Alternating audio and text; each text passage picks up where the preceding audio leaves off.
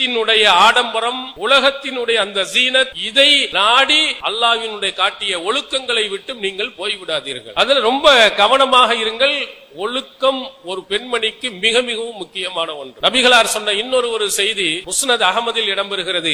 ஐயிமா இம்ராத்தின் இஸ்தாதரத், எந்த ஒரு பெண்மணியாவது நறுமணத்தை பூசிக்கொண்டு அந்த நறுமணத்தை அடுத்தவர் நுகர வேண்டும் என்பதற்காக ஒரு கூட்டத்தில் சென்றால் அவள் விபச்சாரி என்று சொன்னார். கூட்ட நல்ல நறுமணம் எல்லாம் பூசிக்கிட்டு அடுத்தவனை காட்டுவதற்காக போனீங்கன்னா இது விபச்சாரத்துக்கு சமம்.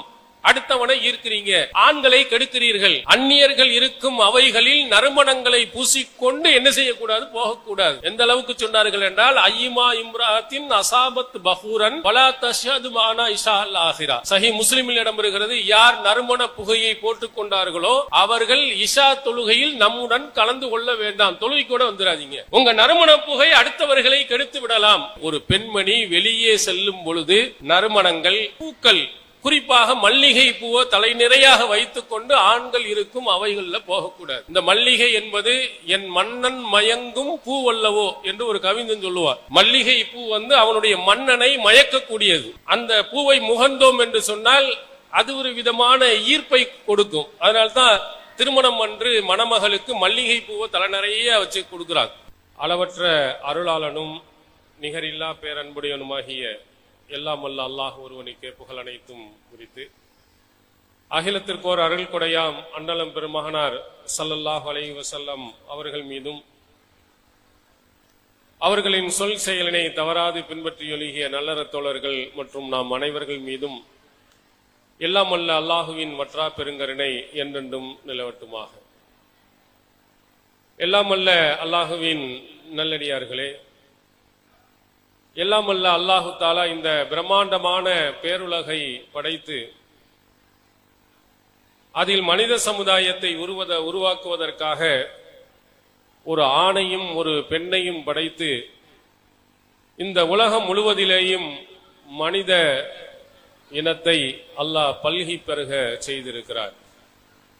யா அய்யுஹன்னாஸ் இத்தகூ ரப்பக்கும் அல்லதீ ஹலகக்கும் மின் நஃப்ஸின் வாஹிதா وخلق منها زوجها وبث منهما رجالا كثيرا ونساء. உங்களை ஒரே ஒரு ஆத்மாவில் இருந்து படைத்த அந்த அல்லாஹுவை அஞ்சிக் கொள்ளுங்கள். அந்த ஆன்மாவில் இருந்து அவருடைய துணையையும் நாம் படைத்தோம். அந்த துணையில் இருந்து ஏராளமான ஆண்களையும் பெண்களையும் பல்கி பெருக செய்தோம் என்று அல்லாஹ் திருமறை குர்ஆனில் நமக்கு எடுத்துரைக்கிறார். இந்த மனிதனை படைத்து அதிலே ஆண் பெண் இருவரையும் படைத்து அவர்கள் இந்த உலகத்தில் எப்படி நடந்தால் மறுமையில் வெற்றி கிடைக்கும் என்பதையும், எந்த காரியத்தை செய்தால் மறுமையில் நரகம் கிடைக்கும் என்பதையும் அல்லாஹு தஆலா அவர்களுக்கு அறிவித்துள்ளார். ஃபஅல்ஹமஹா ஃபுஜூரஹா வ தக்வாஹா. அந்த ஆன்மாவுக்கு இரையச்சமான செயல்களையும் பாவமான செயல்களையும் அவன் அறிவித்து கொடுத்தான்.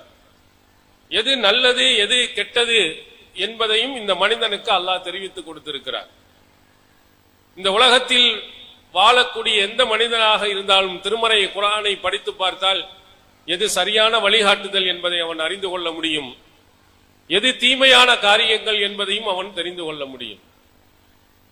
இப்படி ஆண்கள் பெண்கள் இவர்கள் அனைவர்களுக்கும் நல்லதையும் கெட்டதையும் அல்லாஹு தஆலா அறிவித்து கொடுத்து, யார் தீமைகளை செய்து படைத்தவனுடைய கட்டளைக்கு மாற்றமாக நடக்கிறார்களோ அவர்களுக்கு மறுமை நாளையில் மிக கடுமையான தண்டனை உண்டு என்று அல்லாஹ் எச்சரிக்கை செய்கிறார். தப்பு செய்தவன் நரகத்தில் தூக்கி போடப்படுவான். ஜஹன்னம யஸ்லவுனஹா வ பிஅஸல் கரார். அந்த நரகத்திலே அவன் கருகி போய் விடுவான். இந்த உலகத்தில் இருக்கக்கூடிய வெப்பத்தை விட மிக கடுமையான வெப்பம் உள்ள அந்த நரகத்தில் தூக்கி போடப்படும் போது அவன் அப்படியே கருகி போய் விடுவான். இருக்கும் இடங்களிலேயே மிகவும் மோசமான இடம் அந்த நரகம்தான் என்று அல்லாஹ் எச்சரிக்கை செய்கிறார். அந்த மறுமை நாளையிலே உள்ளே தூக்கி போட்டு அவன் கருகப்பட்டு அப்படியே போடப்படுவதும் இல்லை. குல்லமா நலிஜத் ஜுலூதுஹும் பத்தல்நாஹு ஜுலூதன் கைரஹா லியதூகுல் அதாப். அவனுடைய தோள்கள் எல்லாம் கருகியதற்கு பிறகு மீண்டும் ஒரு தோலை அவனுக்கு நாம் போர்த்துவோம். ஏனென்றால் அவன் இந்த வேதனையை அவன் உணர வேண்டும், சுவைக்க வேண்டும் என்பதற்காக என்று அல்லாஹ் பல இடங்களில் இந்த கடும் வேதனையை பற்றி இந்த சமுதாயத்திற்கு எச்சரிக்கை செய்கிறார். நபிகள் பெருமகனார் ஸல்லல்லாஹு அலைஹி வஸல்லம் அவர்கள் தொழுகையிலும் சரி, தொழுகையில் வெளியிலும் சரி, இந்த நரகத்தின் வேதனையிலிருந்து பாதுகாப்பு கேட்டுக்கொண்டே இருந்தார்கள். அல்லாஹும்ம இன்னி அஊது பிக மின் அதாபி ஜஹன்னம், நரகத்தினுடைய வேதனையில் இருந்து இறைவா உன்னிடத்தில் பாதுகாப்பு தேடுகிறேன். தொழுகையில் உள்ளேயும் கேட்டிருக்கிறார்கள், வெளியிலேயும் கேட்டிருக்கிறார்கள். அவ்வளவு கடுமையான வேதனை. இந்த வேதனைக்குரிய இந்த இடத்திற்காக இந்த உலகத்தில் நிறைய பேர்களை அல்லாஹு தஆலா படைத்திருக்கிறானா. வலக்கது தரானா லி ஜஹன்னம கஸீரம் மினல் ஜின்னி வல் இன்ஸ், ஜின்களிலேயும் மனிதர்களிலேயும் ஏராளமானவர்களை நரகத்திற்காக நாம் படைத்திருக்கிறோம். இன்னொரு இடத்தில் அல்லாஹ் சொல்லுகிறான், லஅம்ல அன்ன ஜஹன்னம மினல் ஜின்னத்தி வன்னாசி அஜ்மஈன், ஜின்களையும் மனிதர்களையும் இந்த நரகத்தில் போட்டு நாம் நிரப்புவோம். இப்படி பல இடங்களில் அல்லாஹ் நரகத்தை பற்றிய மிக கடுமையான எச்சரிக்கையை அல்லாஹ் தஆலா கொடுக்கிறார். இதுல முக்கியமாக பெண்கள் தொடர்பாக இருப்பதின் காரணத்தினால் இருவருக்கும் சொல்லப்பட்டாலும் மறுமை நாளையிலே அந்த சொர்க்கத்திலே யார் அதிகமாக இருப்பார், யார் நரகத்தில் அதிகமாக இருப்பார் என்பதையும் நபிகளார் நமக்கு சொல்லி இருக்கிறார். சொர்க்கத்துல ஏழ்மை நிலையில் இந்த உலகத்தில் வாழ்ந்தவர்கள் தான் நிறைய இருப்பாங்க. சொர்க்கத்துல அதிகமான இடங்களை கைப்பற்றி இருப்பவர்கள் ஏழைகள் தான், பணக்காரர்களுக்கு கொஞ்சம் இடம்தான். அதே மாதிரி நரகத்தில் அதிகமான இடங்களை யார் நிறைத்து வைத்திருப்பார்? சஹீஹுல் புகாரியில் இடம்பெறுகிறது. நபிகளார் சொல்லுகிறார்கள், உரியத்துன்னார், எனக்கு நரகம் எடுத்து காட்டப்பட்டது. ஃபைதன் அக்ஸர் அஹ்லிஹா அன்னிசா, அதிலே அதிகமானவர்கள் பெண்களாக இருந்தார்கள். மிக கடுமையான ஒரு எச்சரிக்கை, பெண்களுக்குரிய எச்சரிக்கை. நரகத்தில் மெஜாரிட்டியாக அதிகமாக யார் இருக்கிறார்கள் என்று சொன்னால் அது பெண்கள் தான்.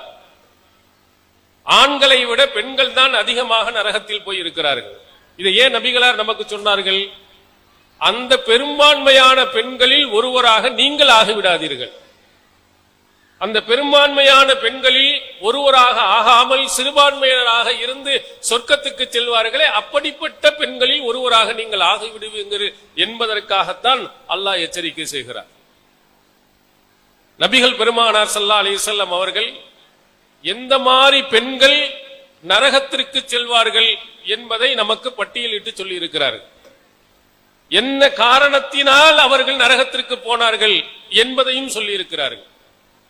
அப்ப அதை நாம் கவனித்து அந்த நரகத்திற்கு செல்லக்கூடிய அந்த காரியங்களில் இருந்து நாம் தவிர்ந்திருப்பது ரொம்ப மிக முக்கியமான ஒன்று.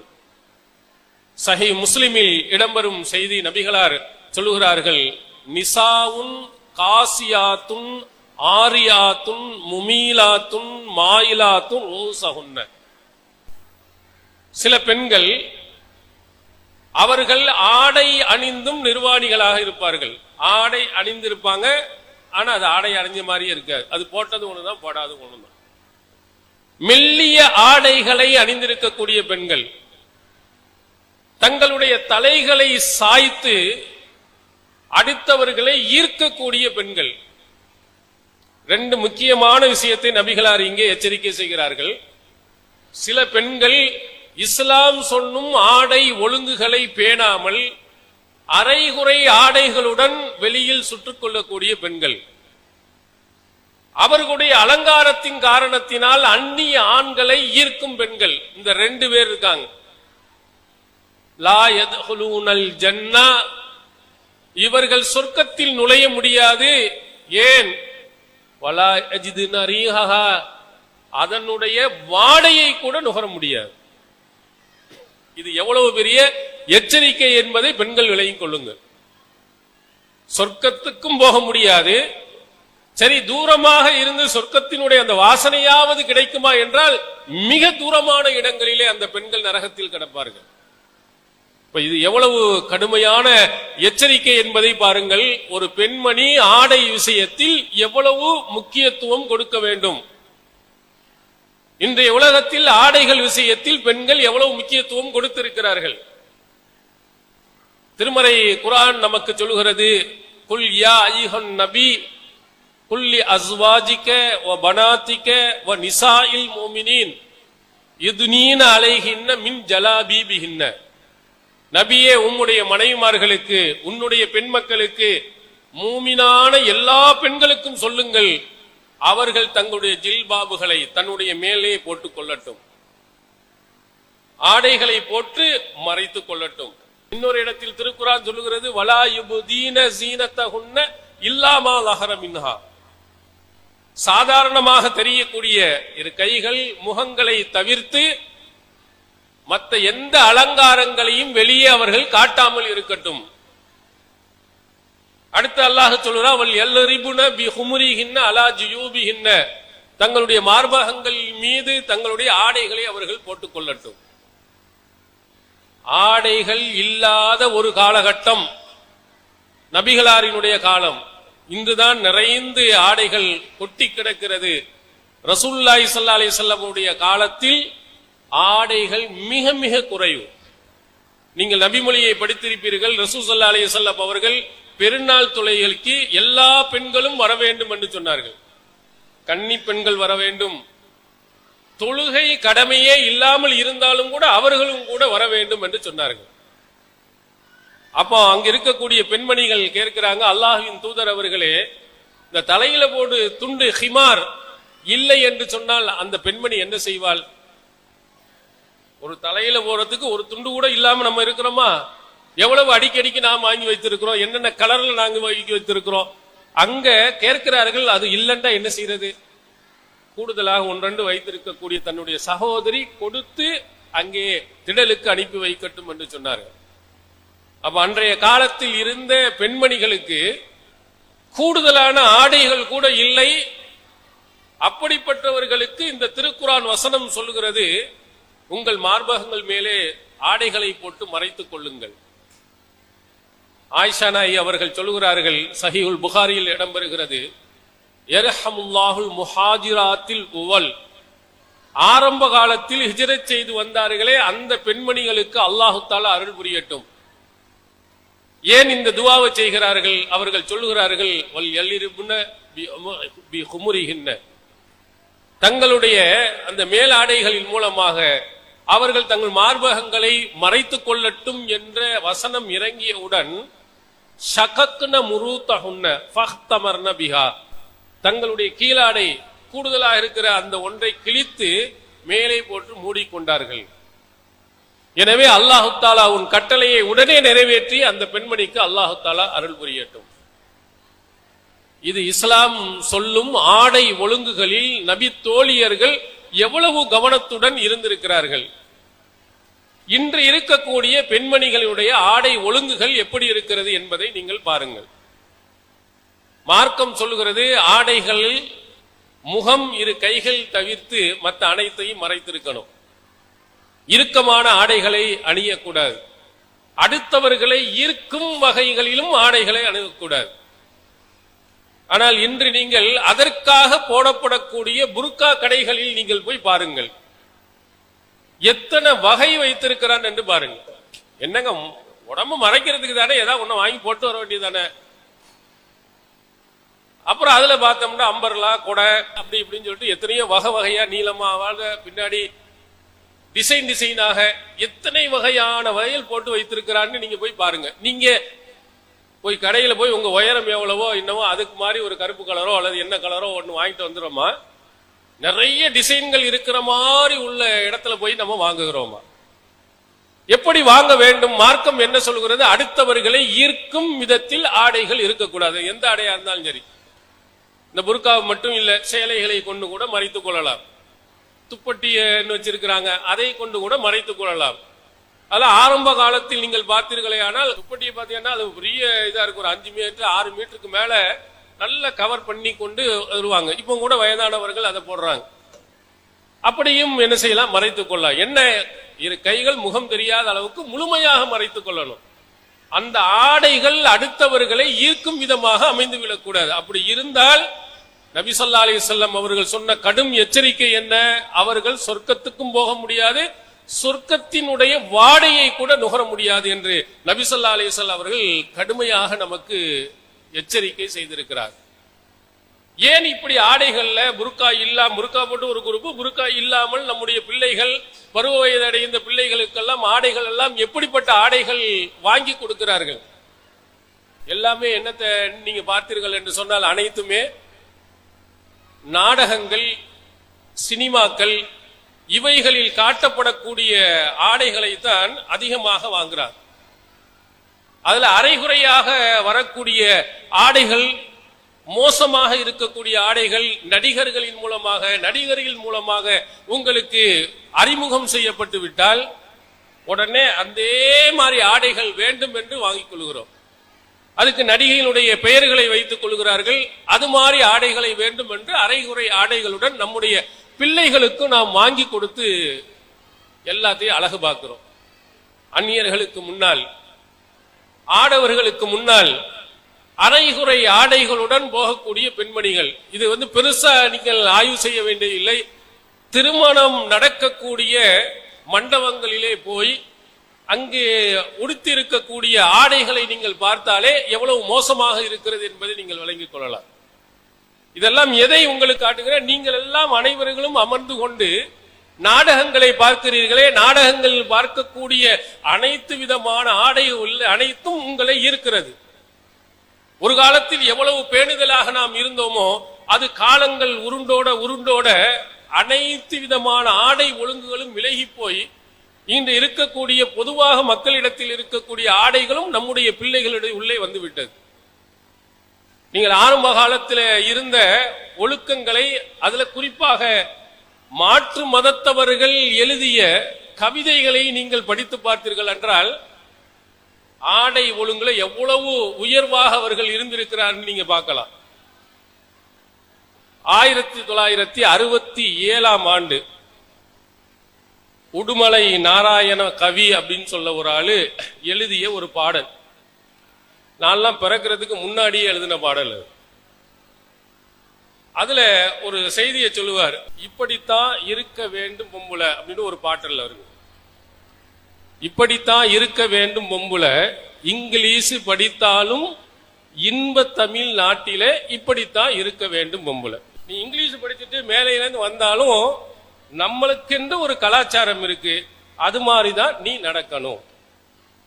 அடுத்து சொல்லுவா, மானம் காத்த விவசாயி நாடு அல்லவோ. இது மானத்தை பற்றி பேசக்கூடிய விவசாயிகள் நிறைந்த ஒரு நாடு அல்லவோ. மானம் ஞானம் பெண்களுக்கு ஆடை அல்லவோ. ஒரு பெண்ணுக்கு மானமும் வேண்டும், ஞானமும் வேண்டும். நாணம் மானம் இந்த இரண்டும் ஆடைகளை போன்று அவள் பேண வேண்டும். அடுத்து சொல்லும் அந்த வார்த்தையை பாருங்க. திருக்குரான் 1400 ஆண்டுகளுக்கு முன்பு சொன்னதை அப்படி அவன் தமிழ் வார்த்தைகளை சொல்லுகிறார். உடல் அழகை ஊரு மெச்ச காட்டக்கூடாது. நம்முடைய உடல் அழக ஊரெல்லாம் எவ்வளவு அழகா இருக்கிறார் மெச்ச காட்டக்கூடாது. மேலே உடுப்புகளை இடுப்பு தெரிய மாட்டக்கூடாது. உன்னுடைய உடுப்புகள், ஆடைகள் இடுப்புல தெரிகிற மாதிரி நீ நடத்தக்கூடாது. உதட்டு மேல சிவப்பு சாயம் பூசக்கூடாது. உதட்டுல போய் சிவப்பு சாயம் லிப்ஸ்டிக் போட்டுக்கிட்டு நீ அலையக்கூடாது. ஏர் உழவருக்கு இருக்கும் பண்பை மாற்றக்கூடாது. இப்படித்தான் இருக்க வேண்டும் பொம்புல அப்படின்னு சொல்லிட்டு அவன் சொல்றான். எப்ப சொன்னா 1967 ஒரு அழகான வாசகம். உடல் அழகை ஊரு மெச்ச காட்டக்கூடாது. இது முஸ்லிம் எழுதின பாடல் இல்ல. ஒரு மாற்று மதத்தவன் உன்னுடைய உடல் அழகை ஊரெல்லாம் மெச்சுற மாதிரி கணவன் அங்க மெச்சுற மாதிரி இருக்கலாம். உலக மக்கள் எல்லாம் என்ன செய்ய முடியாது, பார்க்கிற மாதிரி அவர்கள் எல்லாம் மெச்சி கொண்டு அழகு இவ்வளவு அழகா இருக்கிற அப்படி எல்லாம் அலங்கரித்து கொண்டு போகாதே. திருக்குரான் சொல்லுகிற வலா யுபுதீன ஸீனத்தஹுன்ன, அவருடைய அலங்காரத்தை அவர்கள் வெளிப்படுத்த மாட்டார்கள். தன்னுடைய கணவருக்கே தவிர என்று அல்லாஹ் சொல்லுகிறானே, அந்த கருத்தை அவ்வளவு அழகாக அவர் சொல்லுவார். இப்படி நாலு ஆளாவி எப்படி மாறிடுச்சு பாருங்க. உடலுடைய அழகுகளை எல்லாம் காட்ட வேண்டும் என்பதற்காகவே நம்ம திருமண இடங்கள்ல ஊர்ல உள்ள உலகத்தில் உள்ள மேக்கப் அனைத்தையும் போட்டுக்கொண்டு செல்கிறோம். நபிகளார் சொல்லுகிறார்கள், அடுத்தவர்களை ஈர்க்கும் விதமாக நடந்து செல்லும் பெண்கள் சொர்க்கத்துக்கு செல்ல முடியாது, சொர்க்கத்தின் வாடையையும் நுகர முடியாது என்று சொன்னார்கள். அப்ப நம்ம எப்படி போறோம்னு பார்த்துக்கிறோங்க. நம்முடைய ஆடைகள் எவ்வளவு ஒழுங்குகளை நாம் பார்த்திருக்கிறோம் என்று பாருங்க. ஆனால் நாடகங்கள்லாம் உங்களுக்கு அது போன்று உணர்த்துகிறது. நீங்க அனைவர்களும் உட்கார்ந்து கொண்டு நீங்கள் பார்த்து கொண்டு இருக்கிறீர்களே, அந்த நாடகங்களும் சினிமாக்களும் உங்களை ஆடைகளில் இருந்து ஒழுக்கங்களில் இருந்து உங்களை மோசமான வழிக்கு கொண்டு போய் சேர்க்கிறது. அன்றைய காலத்தில் நிறைய பாடல்கள் இலைமறை காயாக பேசியிருக்கிறார்கள். ஒருவர் சொல்லுவார், தேன்குடங்கள் இருபுறமும் தாங்கி நிற்கும் பூங்கொடியே. ஒரு ஆபாசமான வார்த்தை, அது பெரியவங்களுக்கு மட்டும்தான் வழங்கும். இதிலே தேன் வேண்டும், இடையே இடையே கனி வேண்டும் என்று ஒரு பாட்டு படிப்பான். எல்லாமே ஆபாசமான பாடல்கள். ஆனா பெரியவங்களுக்கு மட்டும்தான் விளங்குற மாதிரி அப்படியே எழுத ஆரம்பிச்சான். அதற்கடுத்த பாடல்கள் எல்லாம் எப்படி வந்துருச்சுன்னு சொன்னா, எப்படி எப்படி சமைஞ்சது எப்படி அப்படின்னு பளிச்சின்னு நேரடியாக கேட்கிற மாதிரி பாடல்கள். கதவை சாத்து மாமானா கள்ளி கனியனும் ஆமா அப்படின்னு சொல்லிட்டு ஆபாசங்களை அப்படியே நேரடியாக சொல்லி பாடல்கள். இது மாதிரி ரொம்ப மோசமா நம்ம அவையில் சொல்ல முடியாத பாடல்கள் எல்லாம் இங்கே வந்து விட்டது. முன்னாடி ஒரு பாட்டல்ல உடல் அழகை ஊரு மெச்ச காட்டக்கூடாது என்று சொல்லிவிட்ட அவைகள் பிற்காலத்துல பார்த்தா எல்லா அசிங்கமான இடங்களும் அங்கதான் இருக்கு. நீங்க நாடகங்களில் பார்க்கக்கூடிய எந்த பெண் ஹிஜாபை பேணி, ஹிஜாப்னா நம்ம மாதிரி இல்ல, முழுமையாக போத்தி கொண்டு யார் வருகிறார்? எல்லாம் அரைகுறை ஆடைகளுடன் மட்டுமல்ல, அந்தரங்கமாக வீட்டின் உள்ளே கணவன் மனைவி மத்தியில் நடக்கக்கூடியதை அப்படியே உங்களுக்கு முன்னால் காட்டுகிறார். நீங்கள் என்ன செய்கிறீர்கள்? நீங்கள் உங்களுடைய கணவன் மனைவி பிள்ளை பேரன் பேத்தி என்று எல்லாரும் உட்கார்ந்து கொண்டு அதை பார்க்கிறீர்கள். பார்த்தால் உங்களுடைய எண்ணம் என்னவாகும்? உலகத்துல பூரா இப்படித்தான் இருக்கும் போல இருக்கு, உலகம் முழுவதும் இப்படித்தான் இருக்கு, நம்ம பிள்ளைகளும் அப்படி இருப்பதில் தப்பில்லை என்று சொல்லி கொஞ்சம் கொஞ்சமாக வெட்க உணர்வுகளே இல்லாமல் போய்விடும். ஐயோ வெளியாளுக்கு வந்துட்டாங்களே, தலையில துண்டு போடணுமே அப்படின்னு சொல்லிட்டு நம்மளை அறியாமல் துண்டு போட்டு இருந்திருப்போம். அங்க எதுவுமே இல்லாமல் வந்துட்டா சரி வாங்க அப்படின்னு நிக்கிறது. வாசல்ல பால்காரம் வரட்டும், மோர்காரம் வரட்டும், அல்லது வெளியில மளிகை கடைக்கு போகட்டும், எங்க போனாலும் ஒரு நைட்டியோடய போயிட்டு வர்ற பழக்க வழக்கங்கள் அப்படியே உள்ள வந்துடும். காரணம், உலகத்துல அப்படித்தானே நடக்கு, உலகம் முழுவதும் அப்படித்தானே இருக்கிறது என்று உங்களில் காட்டப்பட்டு உங்களுடைய வெட்க உணர்வுகள் அனைத்தையும் இல்லாமல் ஆக்கிடுவான். அதுல நபிகளார் அவர்கள் சொன்ன ஒரு செய்தி புகாரியில் இடம் வருகிறது, நபித்துவ வாசகங்களில் உள்ளது. முன்னால் இருந்த நபிமார்கள் அவர்கள் போதித்த வாசகத்தில் உள்ளது. இதுலம் தஸ்தஹி ஃபஸ்னா மாஷியத. உனக்கு வெக்கம் இல்லை என்று சொன்னால் எப்படி வேணாலும் நடந்து கொள். அந்த வெக்க உணர்வை பெண்கள் தூக்கிட்டோம்னா அவ்வளவுதான், எப்படி வேணாலும் நடப்பாள். நீங்கள் எல்லா இதிலையும் பாருங்கள், ஷால் போட்டு எத்தனை பேர்கள் வருகிறார்கள், முழுமையாக மறைத்து எத்தனை பேர்கள், ஷால் எதுவுமே இல்லாமல் அப்படியே ஒரு சுடிதாருடன் தான் என்ன செய்கிறார்கள், வருகிறார்கள், போறார்கள். இதை எல்லாருமே உட்கார்ந்து பார்க்கும் பொழுது நீங்கள் அந்நியர்களிடத்திலையும் இது போன்று இருக்கும் சூழ்நிலைகளை அது உருவாக்கிவிடும். ஆண்களாக இருக்கக்கூடியவர்கள் பெண்களை என்ன செய்கிறார்கள், கவர்ச்சியான வார்த்தைகளை கொண்டு ஏமாத்துகிறார்கள்.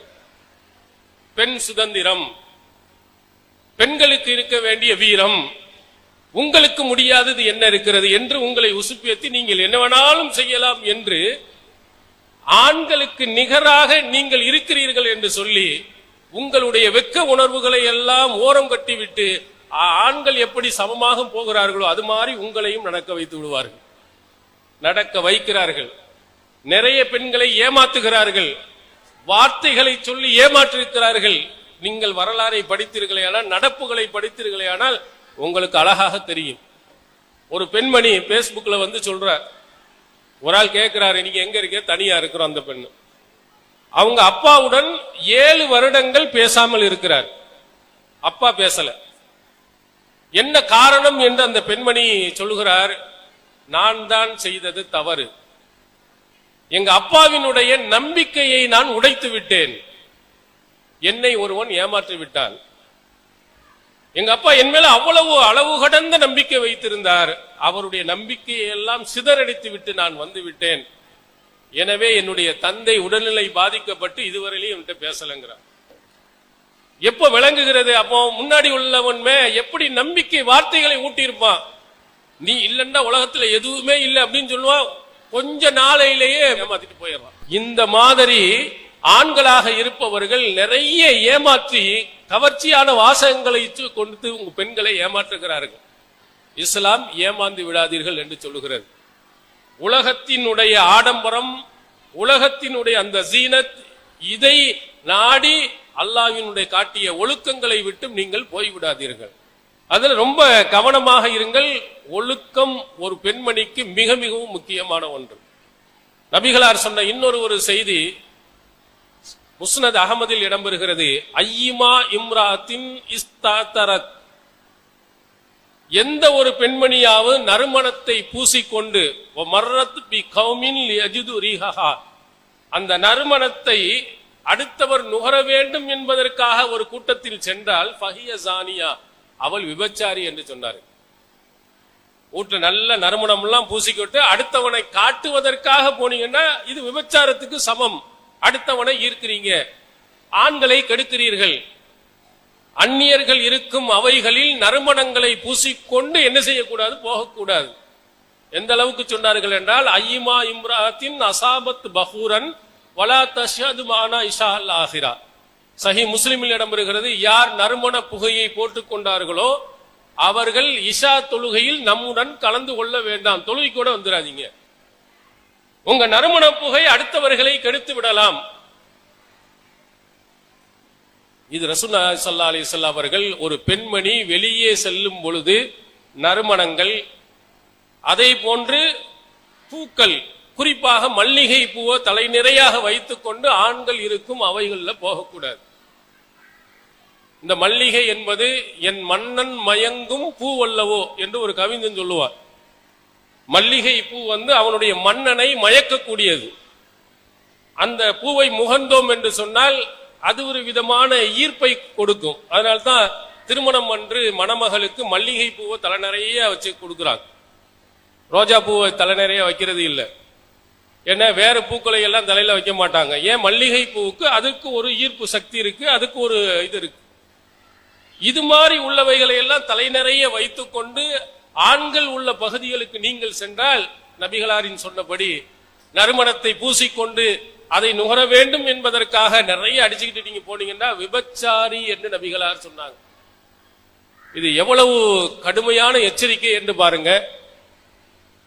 இந்த எச்சரிக்கையை நாம் எந்த அளவு பேணுகிறோம் பாருங்க. பொது அவைகளில் போகக்கூடும். இந்த மாதிரி அவையா இருக்கட்டும் அல்லது திருமணம் போன்ற அவைகளாக இருக்கட்டும், இதுல எல்லாம் நார்மலான அளவுக்கு தான் போக வேண்டும். கூடுதல் மேக்கப்கள், கூடுதலான நறுமணங்கள், இவைகளை எல்லாம் போட்டுக்கொண்டு நீங்கள் செல்லாதீர்கள் என்று நபி ஸல்லல்லாஹு அலைஹி வஸல்லம் எச்சரிக்கை.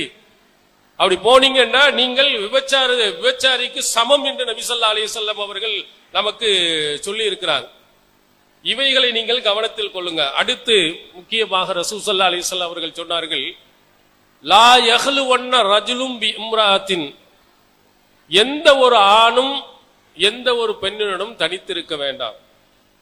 வலா யுசாஃபிரன்ன இம்ராத்துன் இல்லா மாஹா மஹரமுன், மஹரம் இல்லாமல் ஒரு பெண்மணி பயணித்து செல்லவும் வேண்டாம். இதுவும் நபிகளார் நமக்கு சொன்ன ஒரு எச்சரிக்கை.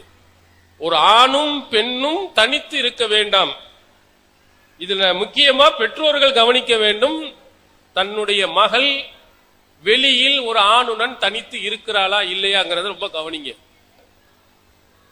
என்னுடைய பிள்ளை எல்லாம் அப்படி இல்லை என்று சொல்லுவாங்க. நபிகளார் என்ன சொன்னாருங்க?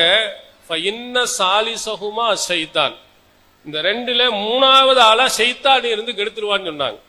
நம்ம பிள்ளை நல்ல பிள்ளையாக இருந்தாலும் சந்தர்ப்ப சூழ்நிலைகள் அவனை கெடுத்து விடும். கல்லூரிக்கு போகுது, பள்ளிக்கூடத்திற்கு போகுது, அந்த பெண் என்னுடைய மகள் ஒரு ஆணுடன் தனித்திருக்கும் நிலை வருகிறதா இல்லையா என்பதை பாருங்க.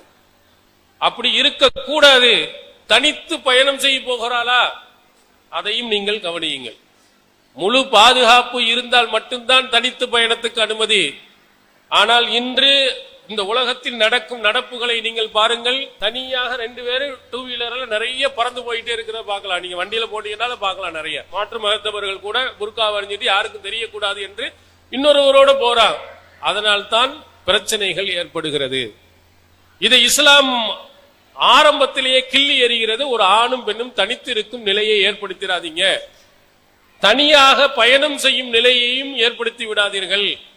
பாதுகாப்புடன் மகரமான உறவுடன் நீங்கள் செல்லுங்கள். அப்படி தனியா போவோம்னா முழு பாதுகாப்பு இருக்கிறதா என்பதை உத்தரவாதத்தை நீங்கள் அறிந்து அதற்கு பிறகு நீங்கள் அனுப்புங்கள் என்றும் இஸ்லாம் பெண்களுக்கு எச்சரிக்கை செய்கிறது. இதையெல்லாம் நீங்கள் கவனத்தில் கொண்டீர்கள் என்று சொன்னால் நரகத்தில் அதிகமான பெண்கள் இருக்கிறார்கள் என்று நபி ஸல்லல்லாஹு அலைஹி வஸல்லம் அவர்கள் சொன்னார்களே, அதில் இருந்தாத பெண்களாக சொர்க்கத்திற்குரியவர்களாக நாம் போயிடுவோம். இதை நாம் கவனிக்க தவறினோம் என்று சொன்னால், இஸ்லாமிய ஒழுங்குகளை கவனிக்க தவறினோம் என்று சொன்னால், இன்று இஸ்லாமிய பெண்மணிகள் நிறைய பேர்கள் மார்க்கம் மறந்து மாற்று மதத்தவர்களுடன் போகும் செய்திகளை இன்று அடிக்கடி நாம் பார்க்க முடிகிறது. இதுக்கு என்ன காரணம்? இஸ்லாத்தினுடைய அடிப்படைகளை யாரும் புரியவில்லை. உலகம், இந்த உலகத்தினுடைய ஆடம்பரங்கள், அதுதான் நமக்கு தெரிஞ்சு. படிப்பு, அதில் கிடைக்கக்கூடிய பொருளாதாரம், அதற்கு கிடைக்கக்கூடிய சொகுசான வாழ்க்கை, இவைகள்ல மட்டுமே நாம் போனோம். இஸ்லாமிய ஒழுங்குகளோடு அந்த படிப்பை படிப்போம், இஸ்லாமிய ஒழுங்குகளோடு பொருளாதாரத்தை நாம் சம்பாதிப்போம் என்று இல்லாமல் அது இருக்கக்கூடிய ஆடம்பரங்கள் நமக்கு ஈர்த்த காரணத்தினால் நம்முடைய பிள்ளைகள் எல்லாம் டக்குன்னு ஒரு கட்டத்தில் போயிடுறாங்க. திருமறை குர்ஆன் நமக்கு அழகாக சொல்கிற அப்துன் முஃமினுன் கைரும் மின் முஷ்ரிக், இணை வைப்பவனை விட ஒரு அடிமையான ஒரு முஃமின் சிறந்தவன். இவர்கள் உலாயிக யதுன இலல் நார், இவர்கள் அனைவர்களும் உங்களை நரகத்தின் பக்கம் ஈர்க்கிறார்கள், அழைக்கிறார்கள். வல்லாஹு யது இலல் ஜன்னா வல் மக்ஃபிரா, அல்லாஹ் சொர்க்கத்தின் பக்கமும் மன்னிப்பின் பக்கமும் உங்களை அழைக்கிறார். எப்படிப்பட்டால் மக்கள் பிள்ளைகள் எப்படி போய்விட்டார்கள்? நம்முடைய பிள்ளைகள் இடத்திலே இது போன்ற அடிப்படை விதிகளை, அடிப்படை கொள்கைகளை நாம் சொல்லாத காரணத்தினால் நம்முடைய கொள்கைகளை விட அவனுடைய ஈர்ப்பு வலவு ஆஜபக்கும் என்று அல்லாஹ் சொல்கிறார். அவர்கள் எவ்வளவு ஈர்ப்பாக இருந்தாலும் சரிதான், ஒரு அடிமை பெண்ணே உங்க அடிமை ஆணே சிறந்தவன் என்று அல்லாஹு தஆலா சொல்கிறார். ஒரு மூமினாக இருந்து ஒரு அடிமையாக இருந்தாலும் கூட அவனை நீ திருமணம் செய். மிகப்பெரிய உலகத்திலே ஃபேமஸாக இருக்கிறான், ஷிர்கிலே இருக்கிறான், குஃபுரிலே இருக்கிறான் என்று சொன்னால் அவனை முடிக்காதே, அவன் உன்னை கொண்டு போய் நரகத்துல கொண்டு போய் சேர்த்துருவான். அல்லாஹ் உன்னை சொர்க்கத்துக்கு அழைக்கிறான், அவனுடைய மன்னிப்பின் பக்கம் அழைக்கிறான் என்று திருமறை குர்ஆன் நமக்கு சொல்கிறது. இதை நம்முடைய பிள்ளைகளுக்கு சொல்லி கொடுக்க வேண்டும். நம்முடைய பிள்ளைகள் சொர்க்கத்திற்கு போவர்களாகணும், நரகத்திற்கு போகக்கூடிய ஆகக்கூடாது. இப்ப உள்ள நடைமுறைக்கு பாத்தீங்கன்னா நபிகளார் சொன்னது அப்படியே உண்மையாக நடக்கும் சூழ்நிலைகளை பார்க்க முடிகிறது. ஏராளமான பெண்கள் இஸ்லாத்தின் ஒழுங்கு இல்லாமல் போய்கொண்டே இருக்கிறார்கள். அதனால் தான் நபிகளார் அவர்கள் சொன்னார்கள், அத்துன்யா மதா, இந்த உலகம் இன்பங்கள் செல்வங்கள், கைரு மதா இத்துன்யா அல் மர்அத்து ஸாலிஹா, ஒரு சிறந்த செல்வம் உங்களிடத்தில் இருக்கிறது என்று சொன்னால் அது நல்லொழுக்கம் உள்ள பெண்மணி என்று சொன்னார்.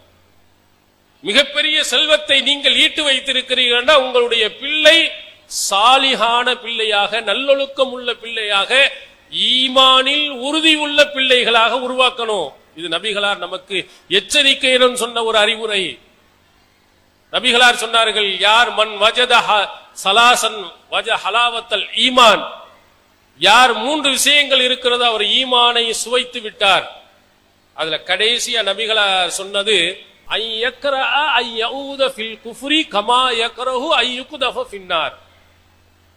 குஃப்ரின் பக்கம் போவதை நெருப்பில் தூக்கி போடும் போது எப்படி நாம் இருப்போமோ அது போன்று இருக்க வேண்டும்.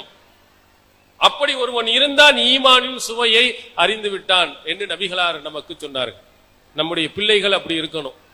ஷிர்க்குக்கு போவதை நெருப்பில் தூக்கி போட்டால் எப்படி துடிதுடிப்பாலோ அது போன்று துடிதுடிக்கக்கூடியவளாக அந்த பெண்மணிக்கு அந்த கல்வியை சொல்லிக் கொடுக்கணும். நாம் உலகத்தினுடைய ஆடம்பரமும் உலகத்தில் இருக்கக்கூடிய எல்லா பொருள்களையும் அள்ளி அள்ளி அள்ளி அள்ளி அனைத்தையும் கேட்டதை பொறுத்துட்டு நரகத்தின் பக்கம் வழிகாட்டினால் அது சிறந்த பெண்மணி அல்ல. ஒரு பெண்மணியினுடைய எண்ணம் எப்படி இருக்கணும்? உம்மு ஹாரிசா ரலியல்லாஹு அன்ஹா அவர்களை பற்றி சஹீஹுல் புகாரியில் இடம்பெறுகிறது. அவருடைய மகன் ஹாரிசா பத்ர் போர்க்களத்தில் கொல்லப்பட்டு விட்டார். அப்ப நபிகளாரிடத்தில் அந்த தாய் கேட்கிறாங்க, அலா துஹத்திஸினி அன் ஹாரிசா, அல்லாஹ்வின் தூதர் அவர்களே, இந்த ஹாரிசாவை பற்றி நீங்கள் சொல்ல மாட்டீர்களா? அவன் மறுமை நிலை என்ன? அடுத்து சொன்னார்கள், இன்கான ஃபில் ஜன்னா சபர்து, என் மகன் சொர்க்கத்தில் இருப்பான் என்று சொன்னால் நான் பொறுத்துக் கொள்கிறேன். இன்கான கைரு தாலிக, அவன் அது இல்லை என்று சொன்னால் நான் கடுமையாக அழுது விடுவேன் என்று அந்த தாய் பதறி அல்லாஹ்வின் தூதர் இடத்தில் கேட்கிறார். ரசூல் ஸல்லல்லாஹு அலைஹி வஸல்லம் சொன்னாங்க, சொர்க்கத்துல நிறைய சொர்க்கம் உண்டு, அதுல உயர்ந்த இடம் ஜன்னத்துல் ஃபிர்தௌஸ், அஸாப இப்னகல் ஃபிர்தௌஸல் அலா, உன்னுடைய மகன் ஜன்னத்துல் ஃபிர்தௌஸை அடைந்து விட்டான் என்று சொன்னார்கள். அந்த தாயின் மகிழ்ச்சியை பார்த்தீர்களா? அந்த தாயினுடைய கேள்வியை பார்த்தீர்களா? எல்லாருமே உலகத்துக்கு ரொம்ப அக்கறை காட்டுகிறோமே தவிர மார்க்கத்தினுடைய அந்த வழிகாட்டுதல்கள் அதிகமா நம்ம பிள்ளைகளுக்கு சொல்லிக் கொடுக்கிறது. இதுதான் நீங்க ரொம்ப முக்கியமா கொடுக்கணும். நபிகளார் எச்சரிக்கை செய்தது, பெண்கள் அதிகமாக நரகத்துக்கு போறாங்க, அதுல என் பிள்ளை போய்விடக் கூடாது, நான் போய்விடக் கூடாது, என்னுடைய சகோதரி போய்விடக் கூடாது, என் மனைவி போய்விடக் கூடாது என்பதில் அதிக அக்கறை காட்டுங்கள். எப்போது நீங்கள் சொர்க்கத்துக்கு நீங்கள் செல்வீர்கள் என்றால் நீங்கள் நல்லொழுக்கம் உள்ள பெண்மணியாக இந்த உலகத்தில் வாழும் போது. அந்த ஒழுக்கமான வழிகாட்டுதலை தான் நமது கல்லூரியின் மூலம் பிள்ளைகளுக்கு சொல்லிக் கொடுக்கப்படுகிறது. உலகத்தினுடைய கல்வியை எங்கே படித்தார்கள்? இங்கே சொர்க்கத்தின் செல்லும் வழியை இங்கே படிக்கிறார்கள். மன் சலக தரீகன் யல்தமிசு ஃபீ இல்மன் ஸஹலல்லாஹு லஹு தரீகன் இலல் ஜன்னா, ஒருவன் கல்வியை நோக்கி புறப்பட்டு சென்றால் சொர்க்கத்தின் வழி அவனுக்கு லேசாயிரும். அல்லாஹ் எப்படி நடக்க சொன்னா, அவன் தூதர் எப்படி நடக்க சொன்னாங்க, பெண்களுடைய ஒழுக்கங்கள் என்ன, ஆடைகளுடைய ஒழுக்கங்கள் என்ன, வணக்க வழிபாடின் வழிமுறைகள் என்ன என்பதை எல்லாம் எங்கே இருக்கிறது என்ற அந்த கல்வியின் பக்கம் அப்படின்னு வந்தீங்கன்னா உங்க பிள்ளைகள் இலகுவாக ஜன்னத்துக்கு போயிடலாம். இது நபிகளார் சொன்ன உத்தரவாதம். நல்லொழுக்க கல்வியை கொடுக்கும் போது அந்த பெண்மணியும் நல்லொழுக்கம் உள்ள பெண்மணியாக அங்க போறாங்க. நம்ம எங்க வழிகாட்டுறோமோ அந்த மாதிரி தானே பிள்ளைங்க போவாங்க.